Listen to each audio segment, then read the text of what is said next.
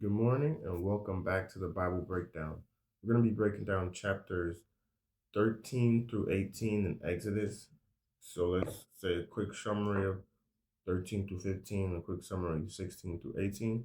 We're going to talk about some key verses, some personal application, and a little life advice if I have it on the matter. So the summary for 13 to 15 is Moses decrees that in remembrance of God, sparing Israel's firstborn, all firstborn persons and animals are to be considered his. The Israelites avoid the shorter but fortified route to Canaan along the Mediterranean coast and instead travel towards Sinai. They are led by a cloud fiery pillar, visible evidence of God's presence, but the pillar leads them into an apparent trap, and Moses is told that Pharaoh has sent a chariot army to recapture his slaves. The approach of the Egyptian army creates panic until Moses parts the sea, so his army creates panic until the pursuing Egyptians rush in after them and are destroyed when the waters rush back at them, and are destroyed after the rush back after him, back at Moses. At Moses' command, the triumphed Israelites join Moses in song of praise, but in just 3 days, when the water supply runs out, the Hebrews have forgotten all God's miracles and grumble. So, some key points here is to stand firm. God does fight for us.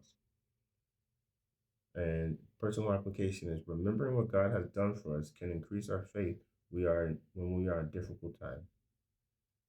So basically, what's going on in this first part is we see that human memory and the trials of life. As the people who have just been seeing greater miracles, I can't even say that, but more physical greater miracles than we've seen in our modern day and our era. They've seen this man split water. You've seen plagues be called down from heaven and them being freed from slavery that their entire generation has been in for hundreds of years, they run out of water and begin complaining. That's what prayer that's always in my heart and in my mind is, Lord, don't let me forget. Because I see that as a constant thing in the Bible.